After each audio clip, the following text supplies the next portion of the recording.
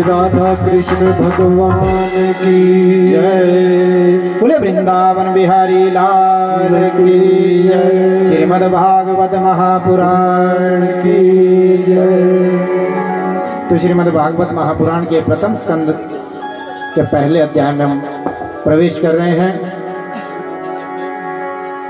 और प्रथम अध्याय के प्रथम श्लोक में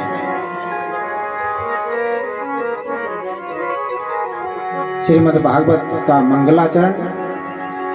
जन्माद्यस्य यतोऽन्वयादितरतश्चार्थेष्वभिज्ञस्वरा तेने ब्रह्म हृदय आदिकवये मोहयन्ति यतसो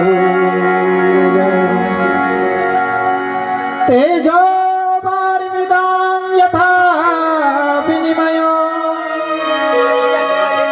यत्र त्रिसर्गो मृषा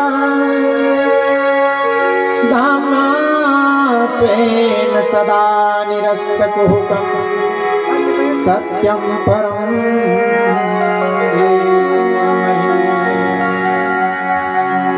श्रीमद् भागवत महापुराण की जय।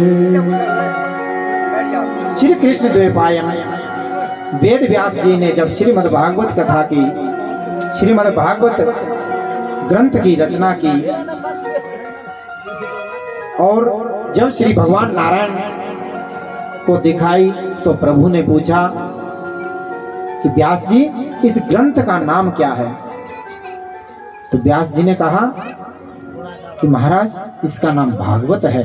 भगवता प्रोक्तम भागवतम, अर्थात भगवान ने जो कहा उसका नाम ही भागवत है। और वहीं पर मां लक्ष्मी जी भी बैठी हुई थी। उन्होंने कहा व्यास जी इसमें हमारा नाम तो कहीं आया नहीं। तो व्यास जी ने कहा कि मां भगवत्या प्रोक्तम भागवतम, भगवती का कहा हुआ भी भागवत ही हुआ। लक्ष्मी जी ने कहा नहीं नहीं, बिल्कुल स्पष्ट रूप से हमारा नाम इसमें आना चाहिए। तो वेद व्यास जी ने श्री और जोड़ दिया तो नाम हो गया श्रीमद् भागवत महापुराण। बोलिए श्रीमद् भागवत महापुराण की जय। इस प्रकार नाम हो गया श्रीमद् भागवत महापुराण।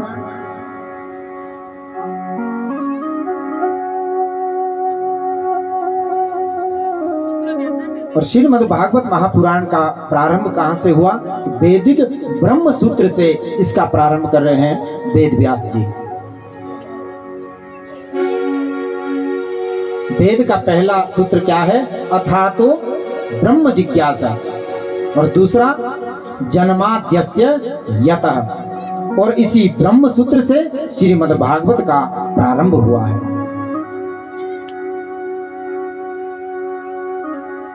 विद्वानों ने श्रीमद् भागवत कथा के मंगलाचरण के अनेक अर्थ किए हैं और अपने अपने इष्ट का इस मंगलाचरण में ध्यान किया है। और हम और आप भी अपने अपने इष्ट को अभी याद कर लें, जिनका जो भी इष्ट है, क्योंकि हम भी श्रीमद् भागवत कथा में अब प्रवेश कर रहे हैं, जिसके 12 स्कंद है, 18,000 श्लोक है, 335 इसके अध्याय हैं। हमारी भी ये कथा हमारे लिए भी मंगलमय हो, ऐसी अपने इष्ट से प्रार्थना करें। और इसमें तो सत्यम परम धीमहि, परम सत्य किसको माना गया है? परम सत्य भगवान श्री कृष्ण को परम सत्य माना गया है। इसलिए वेद व्यास जी सत्य सत्य कहकर इस मंगलाचरण में अपने इष्ट भगवान श्री कृष्ण का ध्यान कर रहे हैं, क्योंकि गर्भ स्तुति में आगे दशम स्कंद में आएगा, जब देवता लोग भगवान की गर्भ स्तुति कर रहे हैं तो क्या कर रहे हैं? सत्यम व्रतम सत्य परम त्रिसत्यम सत्यस्य जोनिम निहितम च सत्यम सत्यस्य सत्यामृत सत्य नेत्रम सत्यात्मकम त्वां शरणम प्रपन्ना। सत्य सत्य कहकर प्रभु को पुकार रहे हैं। इसलिए हम भी उस कन्हैया को, अपने कन्हैया को मन में बिठा करके, अपनी लाडली जो श्री राधा रानी को मन में बिठा करके इस कथा का बड़े भाव से, विशुद्ध मन से इसका श्रवण पान करें।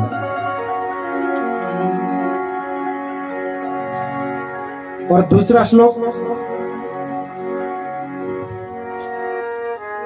धर्म प्रोज्जित केतुवोत्र परम निर्मत सराणाम सता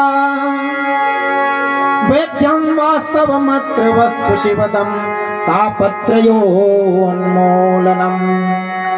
श्रीमद्भागवते महामुनि कृते किं वा परेरीश्वरः सद्यो हृद्वरुध्यते कृतिभिः शुश्रूषोभिस्तत्क्षणा। इस श्लोक में 3 बार अत्र का प्रयोग किया गया है। अत्र श्रीमद् भागवत प्रोज्जित केतवोत्र परमो धर्म निरूप्यते, अर्थात श्रीमद् भागवत में निष्कपट परम धर्म का निरूपण किया गया है, अर्थात जीव का परम धर्म क्या है वो श्रीमद् भागवत में बताया गया। कल आपको बताया था, कल की कथा में, कि आगे आपको इसका उत्तर मिलता है। बताया कि परम धर्म क्या है, तो परम धर्म कौन सिखाता है? श्रीमद् भागवत ही वो ग्रंथ है जो जीव को परम धर्म सिखाता है। हमारा परम धर्म क्या है?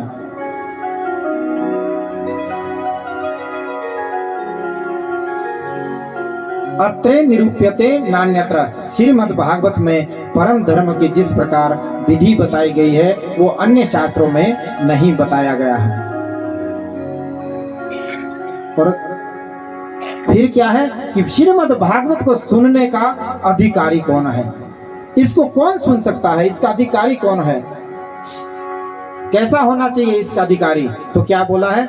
निर्मत्सराणाम सता, जिनके अंदर से मत्सर निकल गया है, ईर्ष्या, दूसरों से जलन। अरे ये इसके पास इतना पैसा क्यों है, इसके पास इतना घर क्यों है, अरे ये इतना आगे क्यों बढ़ गया है, उसकी टांग खींचने में अपने समय को व्यर्थ करना, अपने समय को नष्ट करना। आज मनुष्य इतना दुखी अपने दुख से नहीं है जितना दुखी के दूसरों को सुखी देखकर हो रहा है। तो उसके अंदर मत्सर है, ईर्ष्या है। मत्सर और मच्छर में थोड़ा थोड़ा अंतर है। मच्छर बाहर से काटता है और मत्सर अंदर से काटता है, जो अंदर हमें दूसरे के प्रति ईर्ष्या होती है।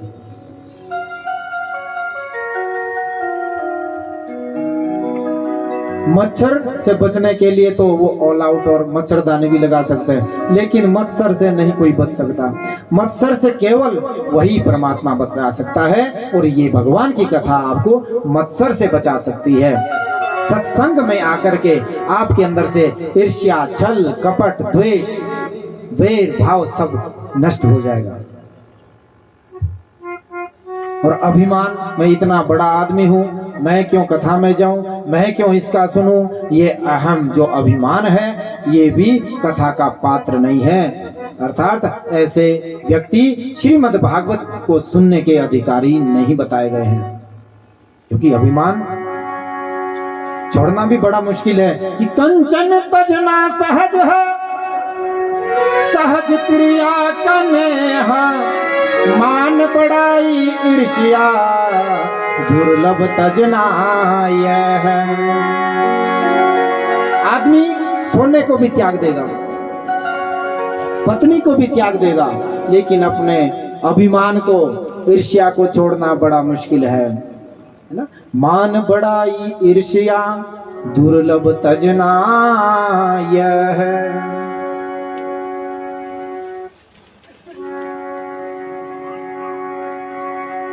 और तीसरे श्लोक में व्यास जी ने क्या लिखा है कि निगम कल्प तरोर गलितम फलम सुख मुखादमृत द्रव संयुतम पिबत भागवतम रसमालयम मोहरहो रसिका भुवि भावुका।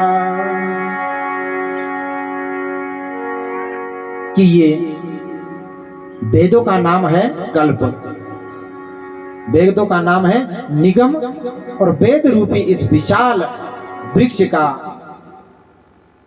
कल्पतरु पका हुआ फल है श्रीमद् भागवत। किसी ने पूछा कि महाराज जब श्रीमद् भागवत रूपी फल इतना पका हुआ फल है और वेद की उच्च शाखा से जब ये टपका है फल तो नीचे गिरा है तो पिलपिला हो गया होगा, टूट गया होगा, टूट फूट गया होगा।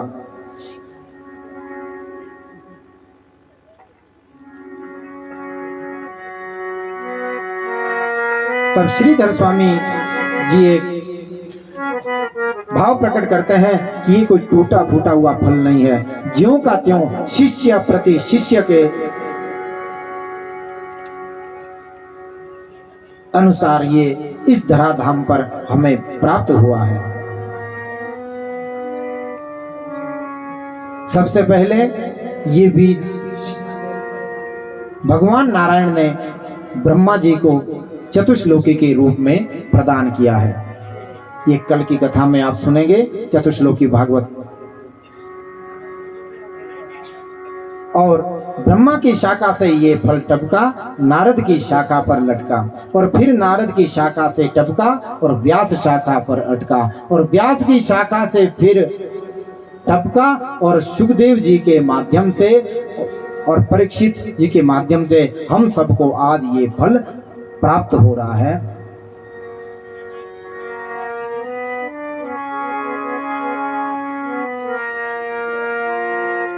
व्यास जी बोले कि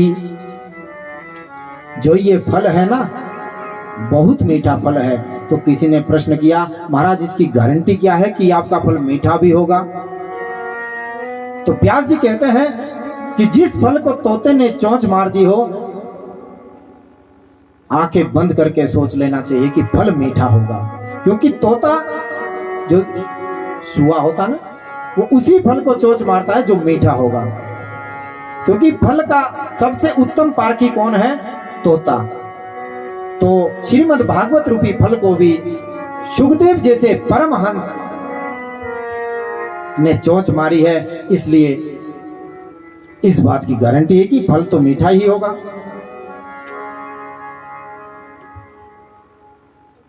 और महाराज फिर किसी ने पूछा कि महाराज आपने बोला इस फल को पीना चाहिए। महाराज पीने वाला फल तो हमने पहली बार सुना, फल को खाया जाता है या चूसा जाता है, पीने वाला फल तो हमने कभी सुना नहीं। तो व्यास जी ने कहा कि खाने चूसने की बात मैं तब करता यदि इस फल में कोई छिलका गुठली होता, क्योंकि श्रीमद् भागवत रूपी फल में कोई छिलका गुठली नहीं है। ये ज्यों का त्यों रसोवेश रस के रूप में विद्यमान है, इसलिए मैंने पीने की बात की है।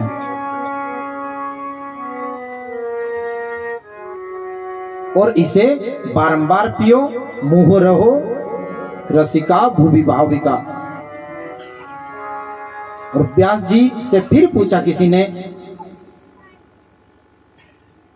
कि क्या दो ही आदमी पी सकते हैं, रसिक और भावुक? क्योंकि रसिका भुवि भाविका, जो रसिक जन है और जो कथा के भावुक जन है, क्या महाराज उन्हें ही पिलाया जाता, औरों को नहीं पिलाओगे? व्यास जी ने कहा हाँ पिलाया तो सबको जाएगा, परंतु जिन्हें प्यास ज्यादा हो उन्हें पिलाने में आनंद आता है।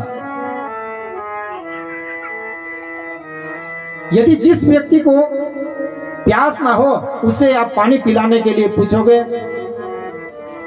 बाबूजी आइए मीठा मीठा पानी पियो, तो बाबूजी देखेंगे भी नहीं।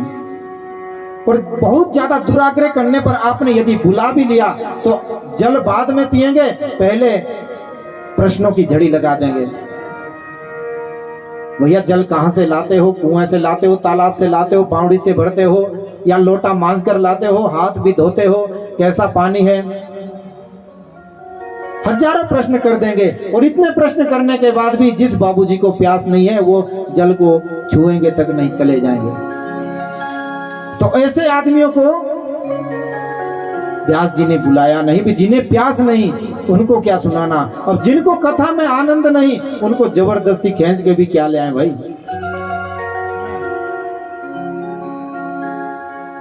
हमारे भी मति भ्रमित कर देंगे, आपकी भी मति भ्रमित कर देंगे। भगवान ने जी ऐसा क्यों किया, भगवान ने ऐसा क्यों किया, भगवान ने रास लीला क्यों की, भगवान के इतने विवाह क्यों किए, ऐसे प्रश्न जो, चलो प्रश्न भी हो तो ऐसा प्रश्न हो कोई वेद सम्मत हो, शास्त्र सम्मत प्रश्न हो। भगवान के ऊपर सबसे पहली उंगली, किसी और के ऊपर नहीं। अरे इसमें और भी तो ऋषि मुनि इत्यादि और भी तो इसमें पात्र है कथा में। बस वही दिखते, भगवान ने जी चीर हरण क्यों किया, भगवान ने वो क्यों किया, सो क्यों किया।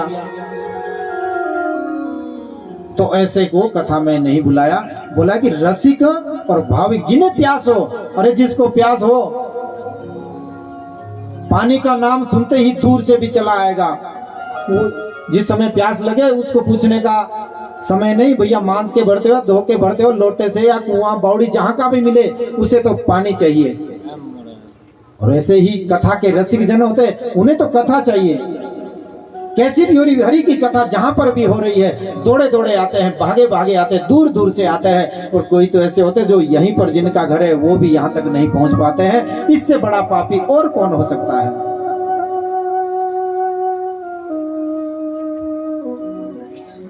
तो इसलिए दो ही लोगों को व्यास जी ने बुलाया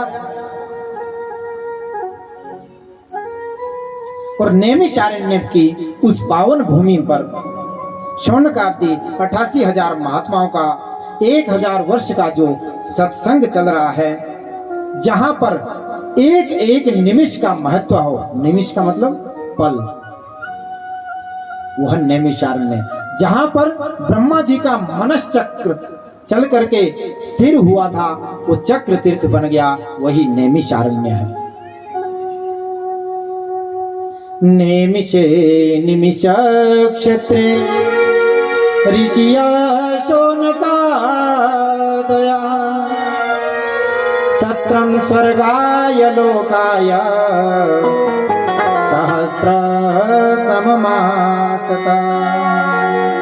1,000 वर्ष का सत्संग सत्र नैमिषारण्य की पावन भूमि में भगवत चर्चा करते हुए सूत जी शौनक जी के संवाद के माध्यम से जो चल रहा है। और आज शौनक जी ने सूत जी महाराज से 6 प्रश्न किए और इन्हीं 6 प्रश्नों से संपूर्ण श्रीमद् भागवत का श्रवण सूत जी ने शौनक आदि 88,000 ऋषियों को किया। बड़े ध्यान से सुने, जो ये 6 प्रश्न है यही प्रश्न आप हमसे कर सकते हैं। इन्हीं 6 प्रश्नों का जो उत्तर है वो 18,000 श्लोकों में सूत जी महाराज ने दिया है शौनक जी को, शौनक आदि समस्त ऋषियों को। वो 6 प्रश्न कौन से हैं? किम श्रिय शास्त्र सारः कः स्वावतार प्रयोजनम् किम कर्म केवतारश्च धर्मः कं शरणं गतः। सबसे पहला प्रश्न क्या है कि प्राणी मात्र का कल्याण कैसे हो, जीव का कल्याण कैसे हो। दूसरा प्रश्न, महाराज शास्त्र बहुत है और मनुष्य के पास समय बहुत कम है, इसलिए समस्त शास्त्रों का सार क्या है, हम ये जानना चाहते हैं। ये दूसरा प्रश्न किया। तीसरा प्रश्न,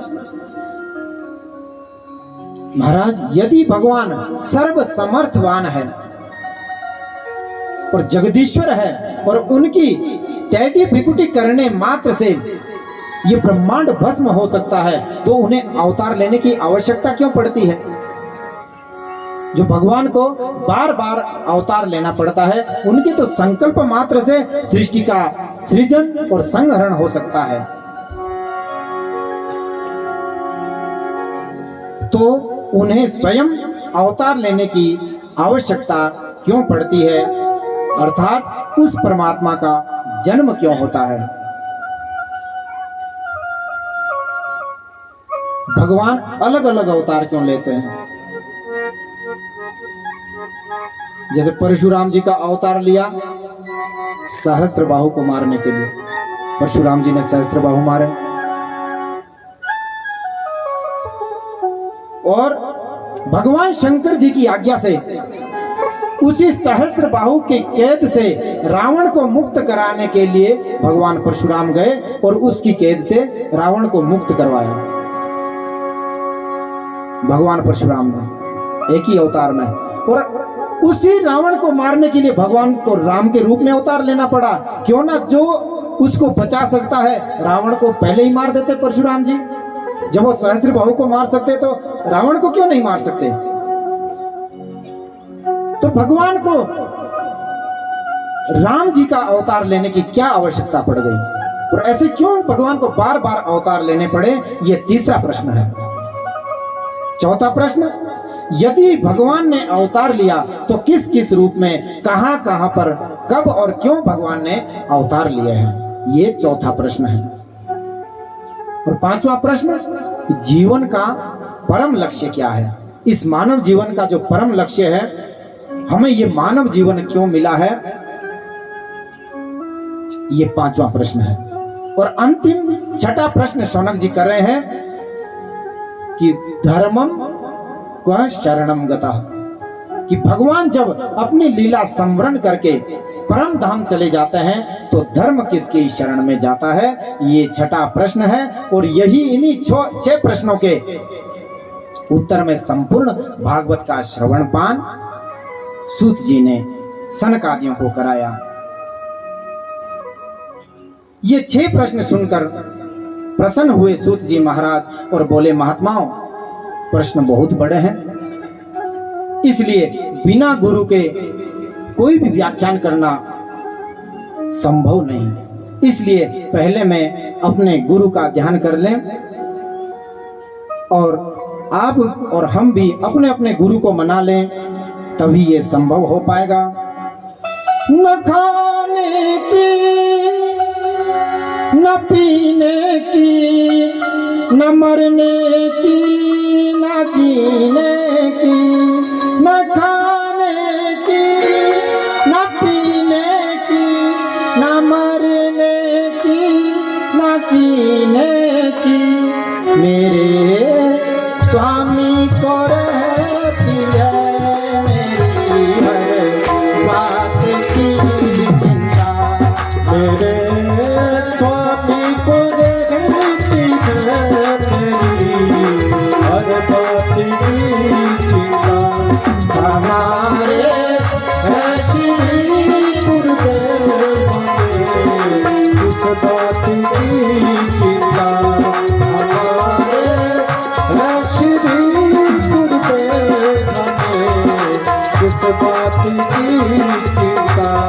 चरण में रख लिया जब नाथ ने उस बात की चिंता, शरण में रख दिया जब नाथ ने उस बात की चिंता।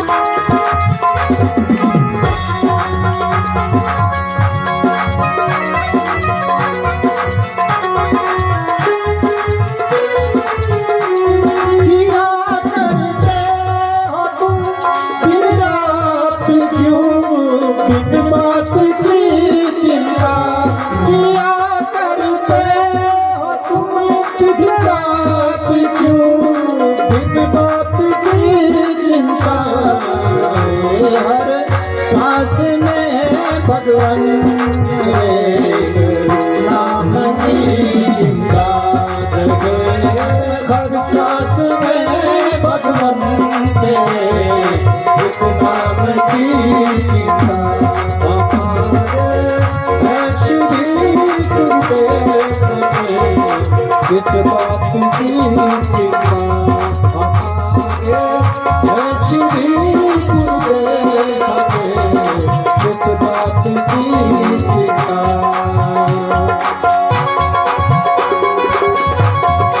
जय गुरुदेव।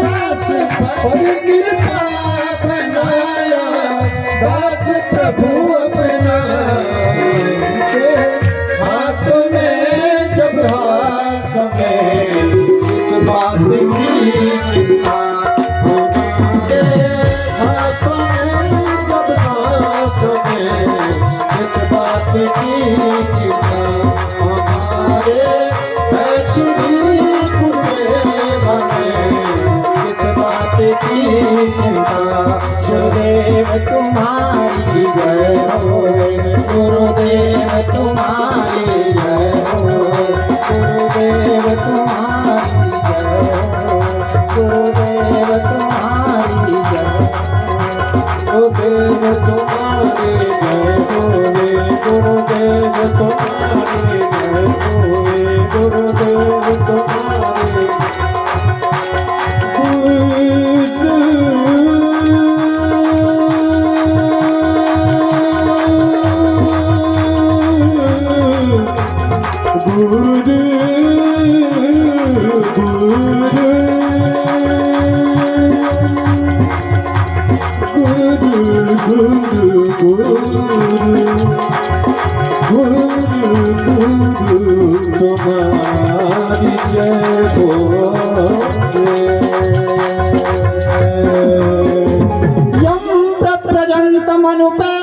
तमुपेत कृत्यं देवायनो बिरह कातर आजुहावा, पुत्रेति तन्मया तया तर्वो विनेदो तं सर्वभूत हृदयं मुनिमां नतोऽस्मि। यस्वानुभावमखिल श्रुतिसारमेकम् अध्यात्मदीपमदिते तिर्षितां तमोन्धम्, संसारिणां करुणयाः पुराणगुह्यम् तं व्याससूनमुपयामि गुरुं मुनीनाम्, तं व्याससूनमुपयामि गुरुं मुनीनाम्। बोले सद्गुरुदेव भगवान की जय, श्री सुखदेव जी भगवान की जय। तो इस प्रकार 2 श्लोकों में सूत जी महाराज ने अपने गुरु सुखदेव जी का ध्यान किया।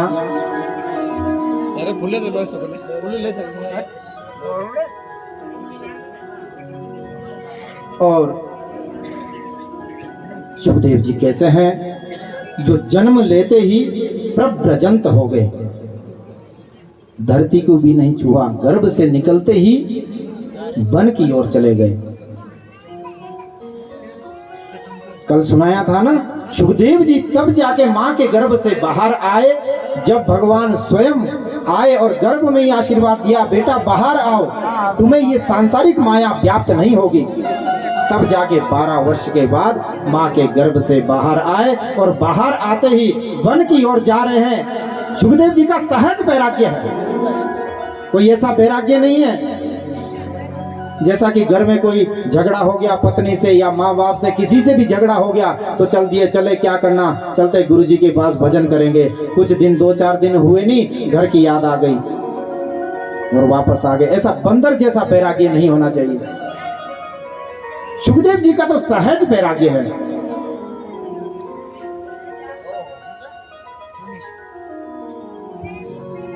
वन की ओर जा रहे हैं, उनके पिता व्यास जी आवाज मारे, पुत्र, हे पुत्र, हाय पुत्र, बड़ा करुण क्रंदन कर रहे हैं।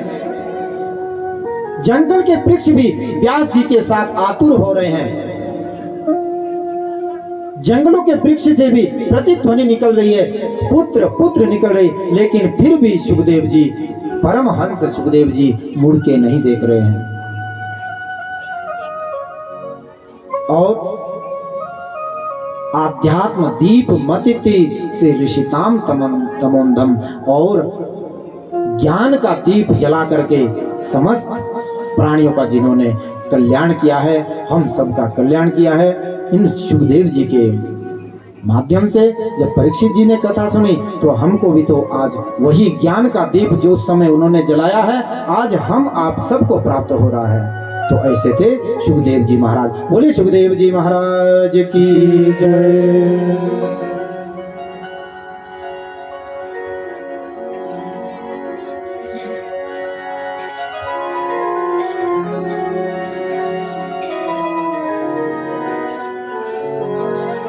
ये जो जीव है, जो मनुष्य है, माँ के गर्भ में सबको वैराग्य होता है, सबको ध्यान होता है, मैं कहाँ था, कहाँ जाऊंगा, क्या आगे होना। क्योंकि आपने गरुड़ पुराण तो सुना होगा, उसमें भी आता है प्रसंग, कोई माँ के गर्भ में जीव को सब ध्यान रहता है और गर्भ में भगवान की स्तुति भी करता है और कहता है, भगवान एक बार मुझे यहाँ से बाहर निकालो, इस बार मैं आपका भजन अवश्य करूंगा और आपको ही प्राप्त करूंगा, दुनिया के झंझट में नहीं पड़ूंगा। पर जैसे ही बाहर निकलता है, इस भूमि का स्पर्श करता है, वैसे ये संसार की माया उसे लपेट लेती है। ये पिताजी है, माताजी है, दादाजी है, भाई है, बंधु है, बहन है, बुआ है, फूफा है, समस्त रिश्ते उसके साथ जुड़ जाते हैं और यही माया के वशीभूत होकर वो जीव बार बार जन्म लेता है और बार बार उसका मरण होता है। पुनरपि जननम पुनरपि मरणम पुनरपि जननी जठरे शयनम।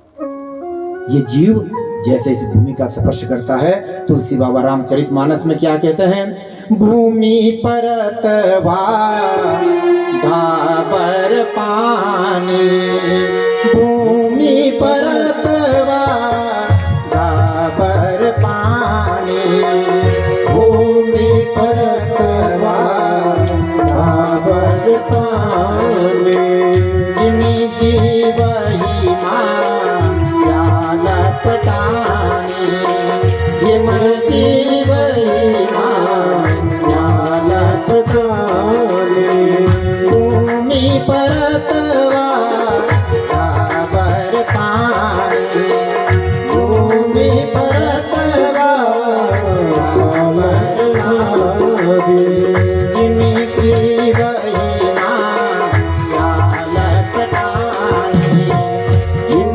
जीवही माया लपटानी।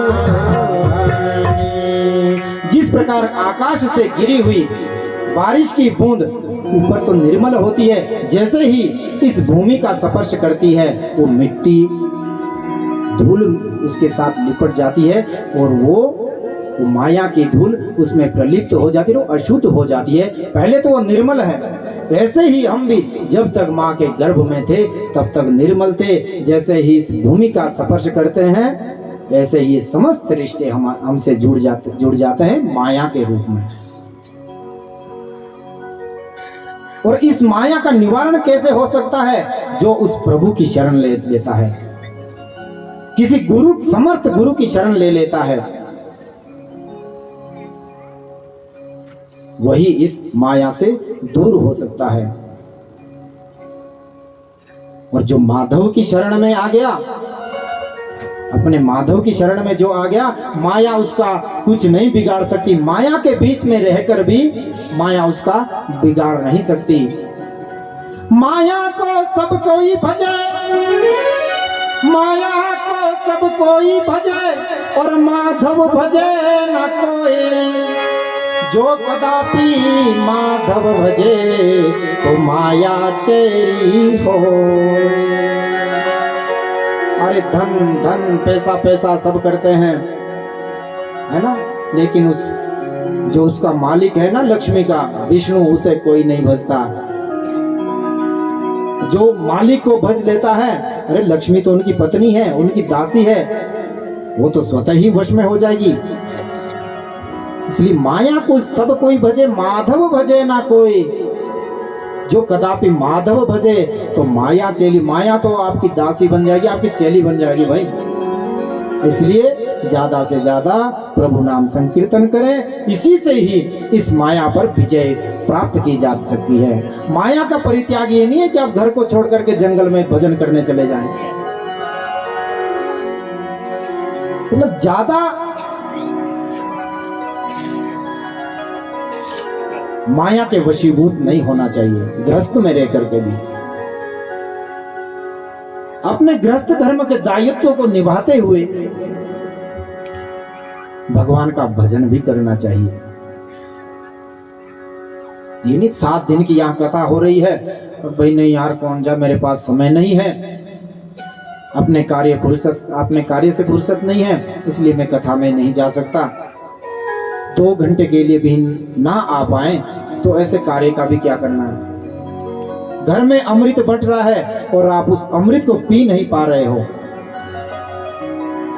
तो इससे बड़ा दुर्भाग्य क्या होगा? फिर बोलेंगे ऐसा हो गया जी, मैं तो बढ़िया मेहनत कर रहा हूं, सब कुछ कर रहा हूं, लेकिन घाटा ही हो रहा है।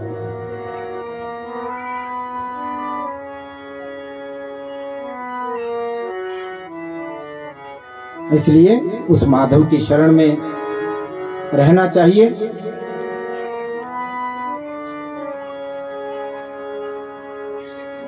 सूत जी कहते हैं, हे ऋषियों, तुमने 6 प्रश्न किए हैं,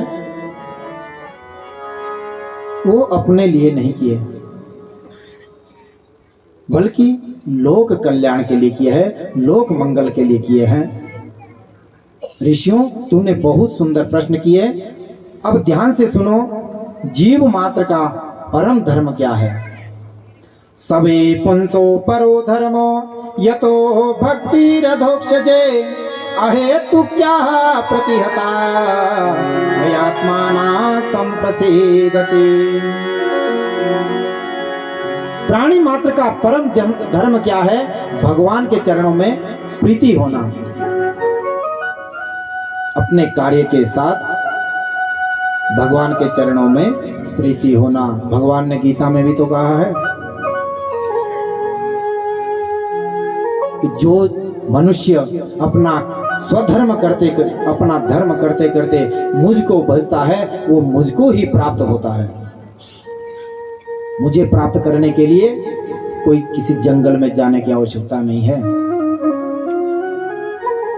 यदि आदमी स्वधर्म का पालन करते हुए मुझको भजता है, तो वो मुझको अंत में मैं उसको प्राप्त होता हूं। ये प्राणी मात्र का परम धर्म है। और भक्ति कैसी होनी चाहिए भगवान की? अहेतु क्या प्रतिहता। हर बार ये नहीं होना चाहिए कि भगवान की पूजा की, भगवान पैसा दे दो, पैसा दे देना, मेरा कारोबार इतना बढ़ जाएगा तो महाराज मेरी ओर से भी भंडारा, महाराज अगर पुत्र हो जाएगा तो मेरी ओर से तेरा मंदिर बना दूंगा, भगवान नौकरी लग जाएगी तो महाराज मेरी ओर से भी आपके मंदिर में कोई भी सेवा, तो ऐसी भक्ति नहीं होनी चाहिए। मतलब हर बार ऐसी भक्ति नहीं होनी चाहिए। जरूर मांगना चाहिए, माँ बाप से सब मांगते हैं, वो हमारे बाप हैं, लेकिन कभी कभी ऐसा भी होना चाहिए कि भगवान धन्य हो जिन्होंने ये मानव जन्म मुझे दिया है, मनुष्य जन्म मुझे दिया है, इसके लिए भगवान धन्य हो। और अपनी भक्ति प्रभु मुझे देना। मैं इस मानव जन्म का मोल ऐसे नहीं चुका पाऊंगा, तब चुका पाऊंगा यदि आप अपनी भक्ति मुझे देते हो। मैं आपको कभी नहीं भूल पाऊंगा। तो एक आध बार ऐसा भी मांगना चाहिए। अहेतु की मतलब कभी कभी निस्वार्थ भाव से भी प्रभु को भजना चाहिए।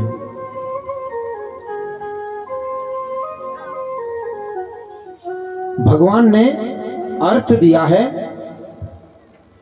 तो धर्म करने के लिए, अर्थात धन दिया है तो धर्म करने के लिए दिया है।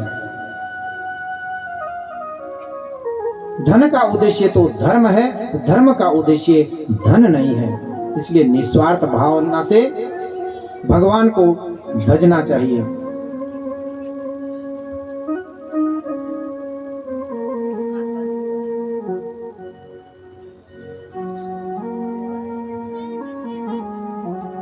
सूत जी कह रहे हैं कि ऋषियों, भगवान का भजन किस प्रकार किया जाता है। आपके जो अपने इंद्रियां हैं वो अपने वश में होनी चाहिए।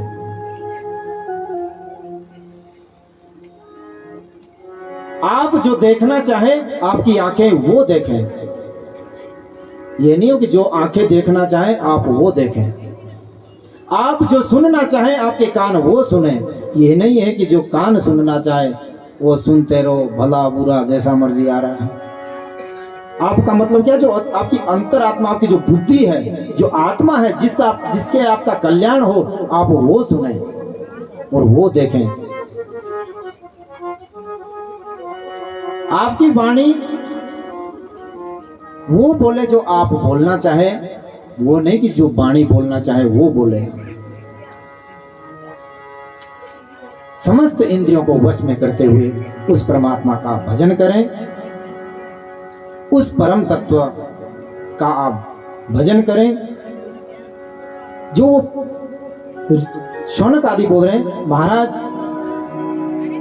जो आप परम तत्व की बात कर रहे हैं, वो परम तत्व क्या है, वो किस किस रूप में व्याप्त है। तो सूत जी कह रहे हैं, वदन्ति तत्व विदस्तत्वम यज्ञान मध्वयम ब्रह्मेति परमात्मेति भगवानिति शब्दते। तत्व तो एक ही है, लेकिन एकम सद्विप्रा बहुधा वदन्ति। उसी एक तत्व को तत्ववेताओं ने विविध रूपों में पुकारा है। ज्ञान से कहो तो उसी तत्व को वो ब्रह्म कहेंगे। जो ज्ञानी लोग हैं वो उसी तत्व को, अर्थात उसी परमात्मा को ब्रह्म कहेंगे।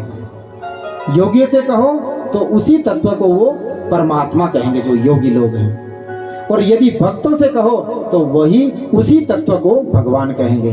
तत्व के ये तीनों स्वरूप है। वही निर्गुण निराकार है, वही निर्गुण साकार है और वही सगुण साकार है। तीनों रूप में वो तत्व विद्यमान है। तत्व एक ही है, पर ज्ञानियों से कहो तो उसी को ब्रह्म कहेंगे। योगियों से कहो तो उसी को वही परमात्मा कहेंगे। और भक्तों से कहो, जैसे हम भक्त, साधारण भक्त हम आप, तो हम उसी को भगवान कहेंगे। तत्व वो एक ही है, अर्थात परमात्मा तो एक ही है। उदाहरण से समझ लीजिए, जैसे बिजली है। सबको पता है कि पानी में बिजली है, बोलते हैं पानी में बिजली है। अब हम कैसे पता कर सके कि पानी में बिजली है? अब वैज्ञानिकों ने यांत्रिक पद्धति के द्वारा पानी में से बिजली को प्रकट कर दिया। बिजली को प्रकट तो कर दिया, पर दिख नहीं रही है कि बिजली कैसी है, काली पीली नीली कैसी है, तो दिख तो नहीं रही। वहां करंट हो रहा, तार में आया ना करंट, पानी के द्वारा करंट तो आ गया पर दिख नहीं रहा है। अब जो पानी में जो बिजली है वो क्या है, ब्रह्म, हमें दिख नहीं रहा है, ब्रह्म हमें दिख नहीं रहा है, जिसको योगी लोग भजते हैं। और जब वो बिजली की तार में जो करंट तो आ गया, छूने से पता लगेगा, ऐसे नहीं बता सकते कैसी है, स्वरूप तो दिख नहीं रहा है, वो परमात्मा है, दिख नहीं रहा है वो कण कण में प्रकट तो हो गया, अनुभव तो में आ गया है, पर दिख नहीं रहा है। और वही बिजली जब आप बल्ब से जोड़ेंगे तो प्रकाश देगा, पंखे से जोड़ेंगे तो हवा देगा, जहां भी जैसे मर्जी उसको लगा लो, बिजली दिखने लगेगी, भाई बिजली ऐसी है। तो वो कौन हो गया, भगवान। तो भगवान भी ऐसे पहले ब्रह्म था, हम जानते नहीं थे, फिर परमात्मा, और फिर जब भगवान के रूप में प्रकट हुए, जब वो प्रकट होते हैं तो कृष्ण राम परशुराम के रूप में हमारे बीच में आते हैं, हमारे बीच में खेलते भी है, गाते भी है, नाचते भी है, खाते भी है, और हमारे साथ रहते भी है। वही भगवान, ये परम तत्व हमारे बीच में विविध रूपों में प्रकट हो जाता है।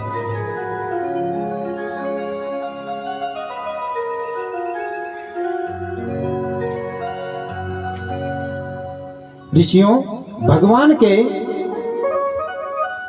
मुख्य रूप से 24 अवतार हुए हैं, जिनकी चर्चा आप आगे के प्रसंगों में विस्तार से सुनेंगे। ऐसे तो भगवान के अनेकों अवतार हुए हैं। भगवान के अवतार अनंत हैं, जैसे अंश अवतार, कला अवतार, आवेश अवतार, पूर्ण अवतार आदि। भगवान के अंश अवतार होते, जैसे व्यास जी है, भगवान के अंश अवतार हैं। परशुराम जी भगवान के आवेश अवतार, नरसिंह जी भगवान के आवेश अवतार। एते चांश कला पुंसा कृष्णस्तु भगवान स्वयं। भगवान श्री कृष्ण जी का और श्री रामचंद्र जी का केवल पूर्ण अवतार माना गया है।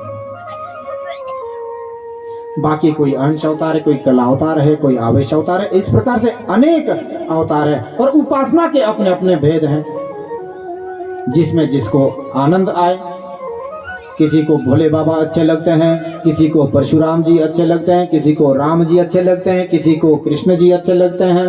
तो ऐसे अनेक अपना अपना अनुभव, अपना अपना आनंद है भैया। किसी को दाल चावल अच्छे लगते हैं, किसी को खीर अच्छी लगती, किसी को मालपुआ, किसी को घी शक्कर। तो ऐसे भगवान के भी विविध अवतार है, जिसमें आपकी आस्था बने। तत्वतः है भगवान एक ही, स्वरूप वही है, लेकिन आनंद अपना अपना, जिसमें आपको आनंद आए, इसलिए अपना एक ही इष्ट माने। हरि व्यापक सर्वत्र समाना, प्रेम से प्रकट हो ही मह जाना। जहां पे आपका प्रेम प्रकट हो जाए, उस प्रभु के चरणों में आस्था हो जाए,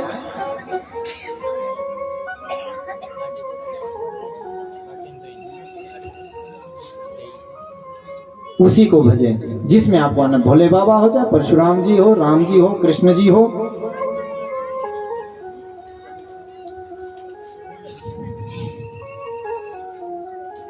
अब शौनक जी ने पूछा,